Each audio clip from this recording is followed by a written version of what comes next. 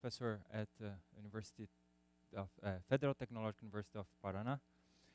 And I'm here today to talk about the effects of confinement on nematic liquid crystals. So I'll show you some results, some recent results of our group with Monte Carlo simulations, okay? So I will talk about the group a little bit. This is a typical day in Bologna, right? I'm in company of 4 Italians here. So there is a honorary, right, Italian, Professor Luis Evangelista, and Professor Claudio, Professor Cesare, Professor Paulo Pazini, and Professor Luis. Myself before I start to run, okay? And the group of the Brazilian guys of the group, Professor Rafael, Professor Yedenaki, Professora Roberta, and students below there, Eric, Renan is there, Renato, and 2 undergraduate students, Alberto and Rubens. Right? I'll talk a little bit, just a little bit, about the UTFPR. I like to talk about the UTFPR because we are not very known university in Brazil. It's a very young university. We have less than 15 years. So 15 years. So and we are spread on Paraná. We have 13 campus, 13 small campus. But when we are together, we are one of the largest university of Paraná. Okay, so we are young. Okay, but we are growing, and I think our derivative is large. Okay, and just an information. Yesterday, Professora Dora tell us an information about the distance between Rio de Janeiro and Natal. Okay, I did the same. I did from Maringá to Natal, and we more than 3,000 kilometers, okay? Just as a comparison, I did from Barcelona to Moscow. It's just the same, okay? But there is another interesting information here. If you see, if you take a car and go from Maringá to Natal, you will take 44 hours. And you do the same from Barcelona to Moscow, you take just 38 hours. I mean, you will travel fast or faster, okay, a longer distance. This this gives some information about how traffic in Brazil is, okay? No, running could be the same, yeah. Okay.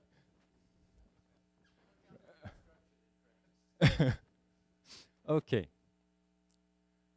I don't know why I take Moscow. Okay, I don't talk about it.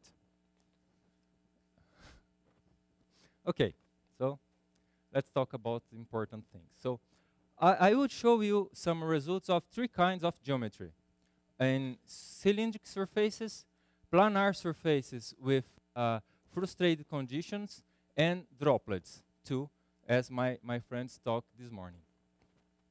And also 3 different kinds of liquid crystals. So I'll talk about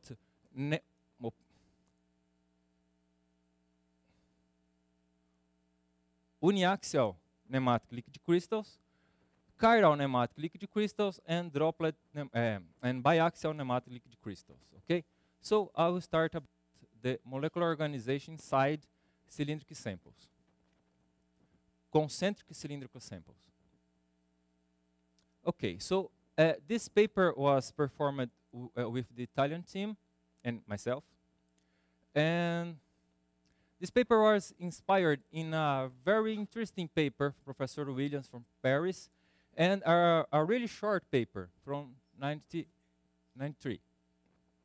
And in this paper, he makes a a description of a cylindrical sample with two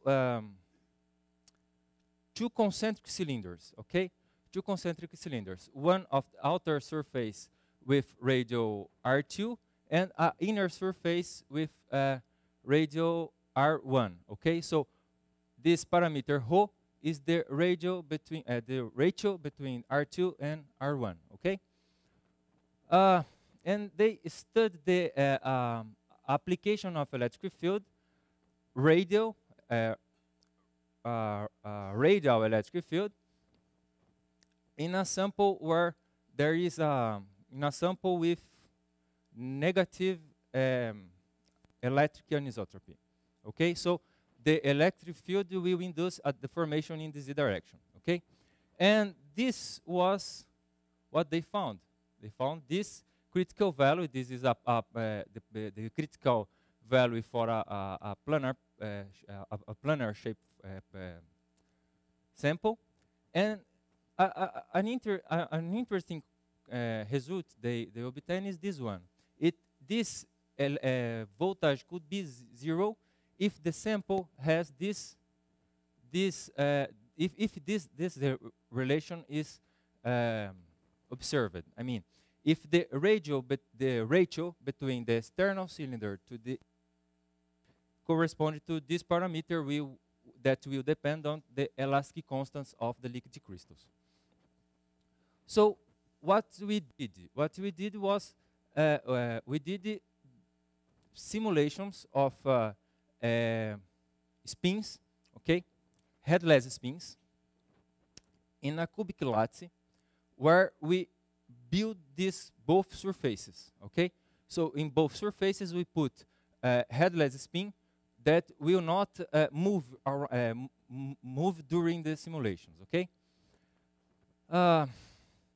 This is a potential, I could say, inspired on the Frank energy, because in the Frank energy, as Italo told us, is a continuous model. But here we have a pairwise interaction between two spins, okay?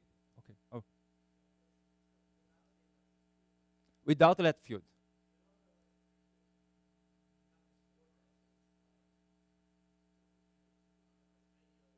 Okay? Okay.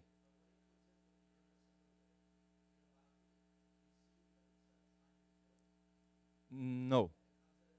No. We have to see it. You know. Yes. With a cylinder inside.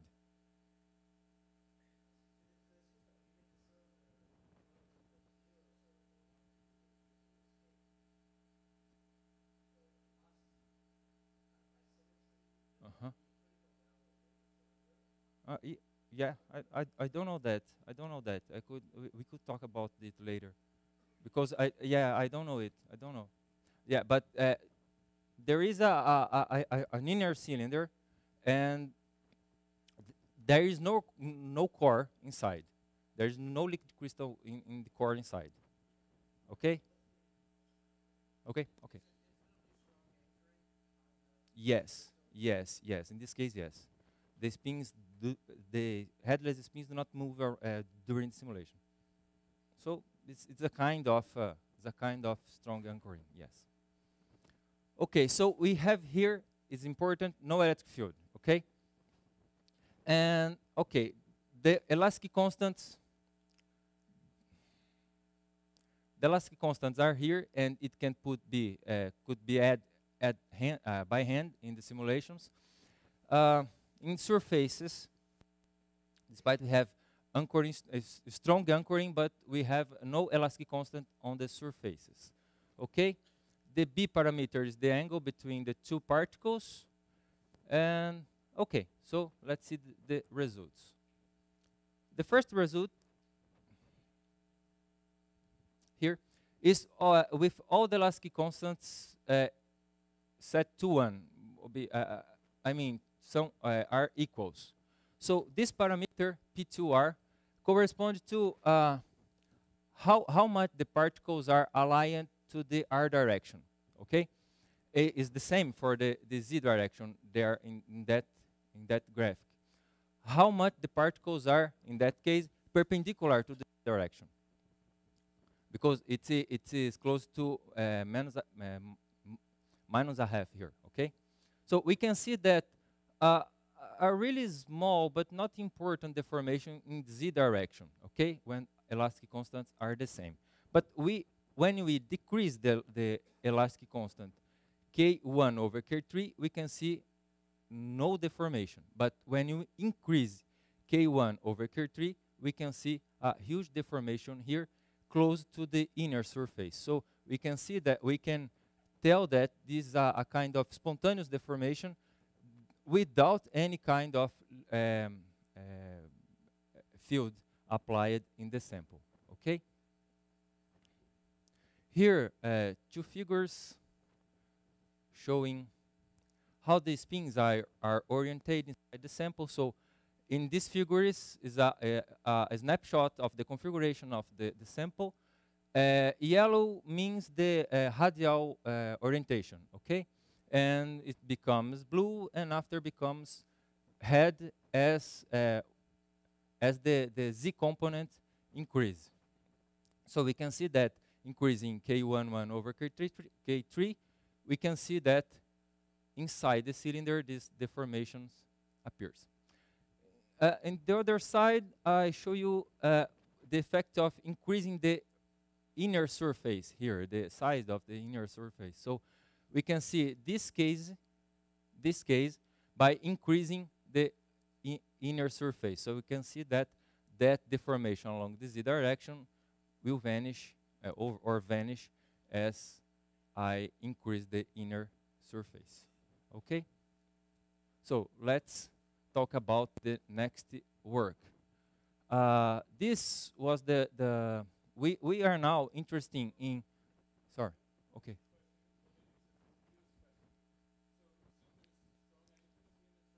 Strong anchoring. Yes, yes, yes. But as the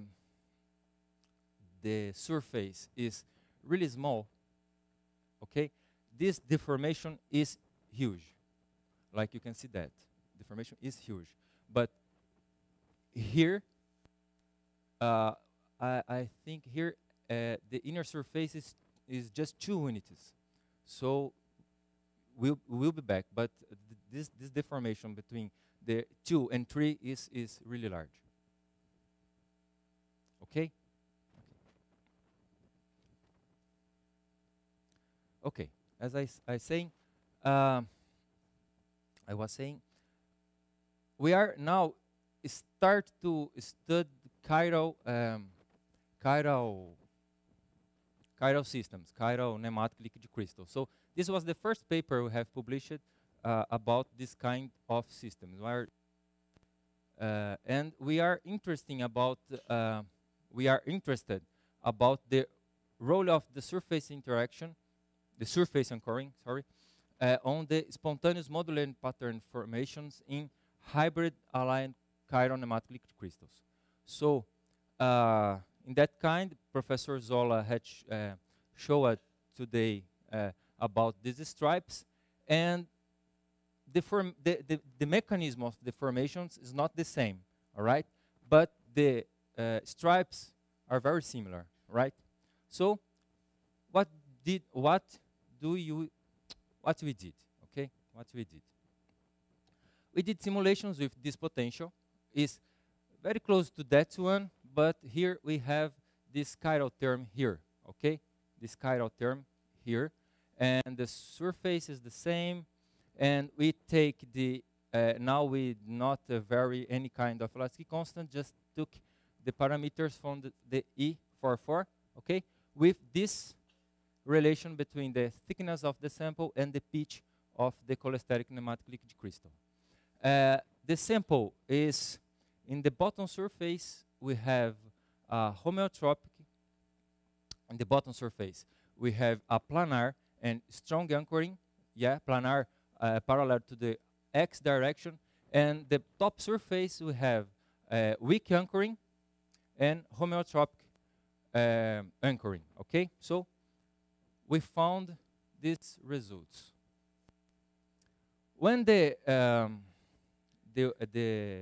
anchoring energy is weak, we can see just a planar configuration of this cholesteric helix. So this just twist across the sample, okay? But when we increase a little bit the top anchoring energy, we can see that this start to twist in the bottom surface, but in the top surface, we can see here the helix lying to the plane parallel to the plates. So if you see in the top view, we can see that stripe formations, okay? I mean, he is a small piece of the simulations, but a larger simulations will take more time, but we'll see much more that kind of structure, okay? And here, if we take the component, the z component here of this surface close to the top surface, we will see this kind of curve, okay? And if you take the maximum amplitude of this curve, we can build this graphic here. So we can see here a transition between a planar to a striped deformed sample, okay? And if we increase a little bit more the anchoring of the top surface, this extruder disappear, and just a sample with start to turn to twist close to bottom surface and go to homeotropic on the top surface. Okay? Okay.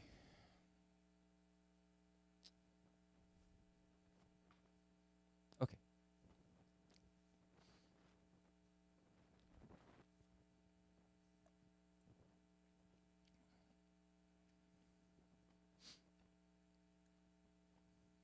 And now the last work is a recent paper with the Italian team with Gregor Scachet. Is right? Andre, is right? Scachet, right? Thank you. I talked to him today that I will talk a lot of words wrongly, but the name of Gregor I will say correctly, okay? So Gregor Scachet from the Ljubljana Institute, okay?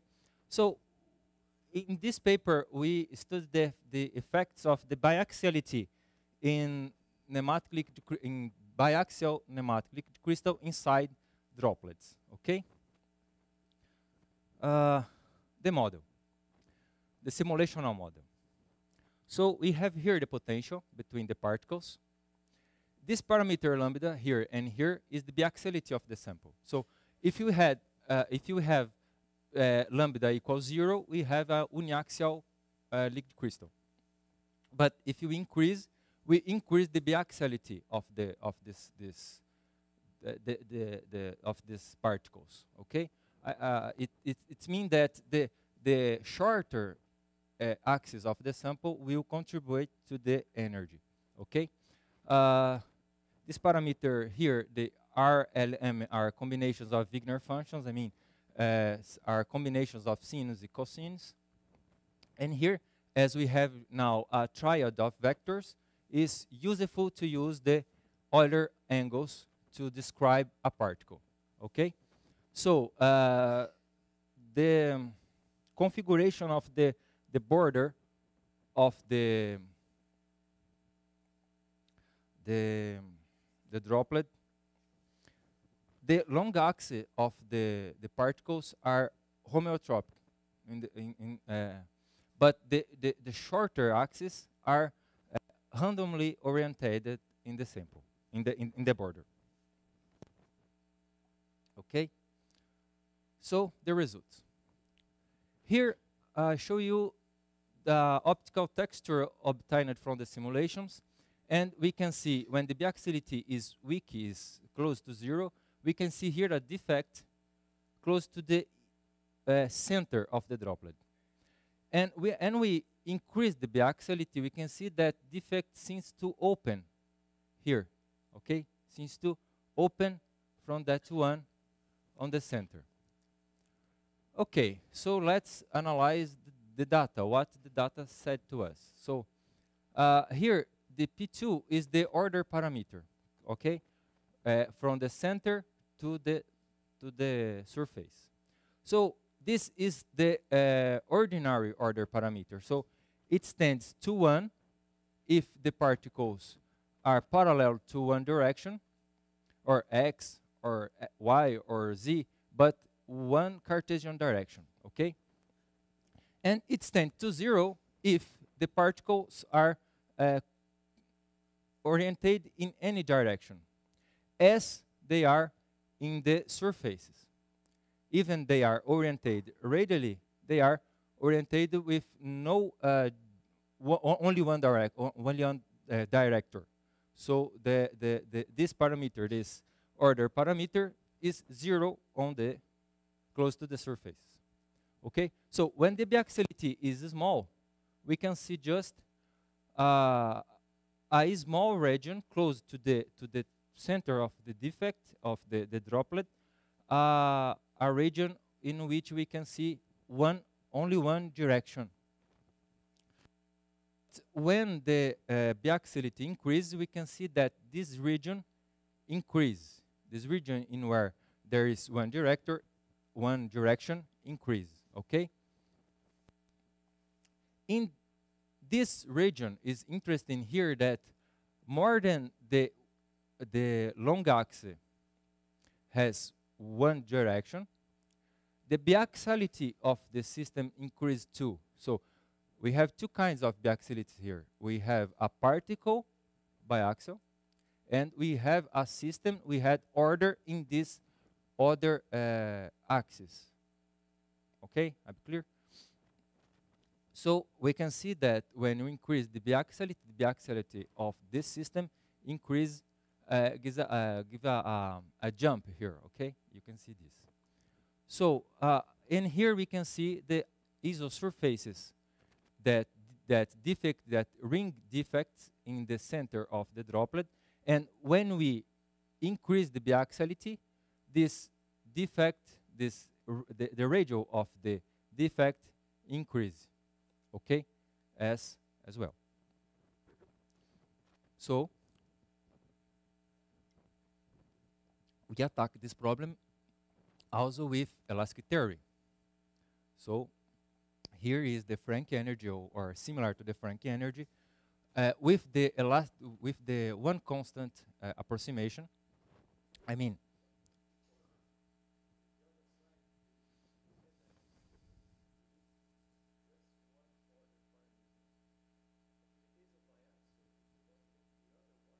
okay. No. Yeah.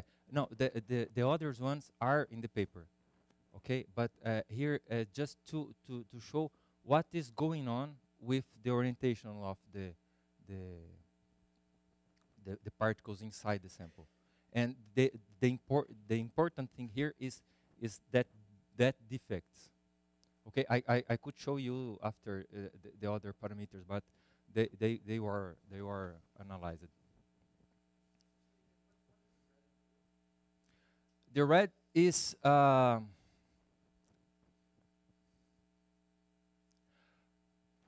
will show you in a few minutes, okay? Okay, I'll show you now. If here, okay. if you see this I'll show you, but this is a trial function to try to find a theoretical model to that system. So here we can find here's a cross section of the droplet. So here we can see both defects here, okay? Here and here. And so these two defect points in the droplet will become a ring, right? So the red lines are the rings. The blue lines could be the order of the biaxiality of the sample. So it could be a defect. I can see here the defect across. I don't know if it's possible to see here, but I could show you after. Okay.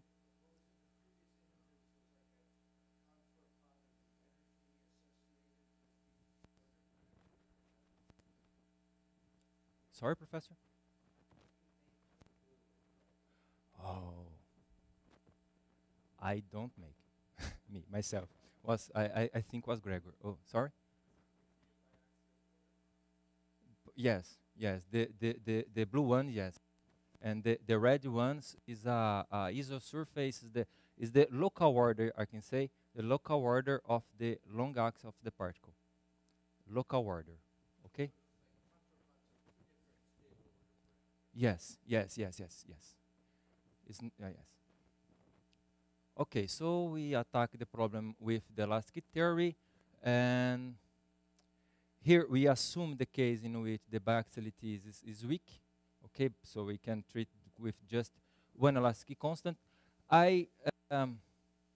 If we do this approximation here, Ka is here equal Kb here, and we make Kc equals zero, we recover the uniaxial case. So we recover the Frank energy with one elastic constant approximation. So this parameter Kac can be associated with lambda, but in the paper I could show you after, but there is a calculation we can prove this relation here. Okay, so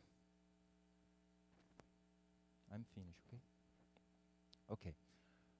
And here the trial function. So we take a function. We will describe this kind of defects with the ring of defect inside the droplet for the long axis from the short axis of the biaxial. And here we evaluate the total energy of this droplet, and we let the parameter A is the radial of the ring as a free parameter. So we analyze the energy as function of this A parameter. So we can see that when we increase the biaxiality of the system, the radial of the ring increases too.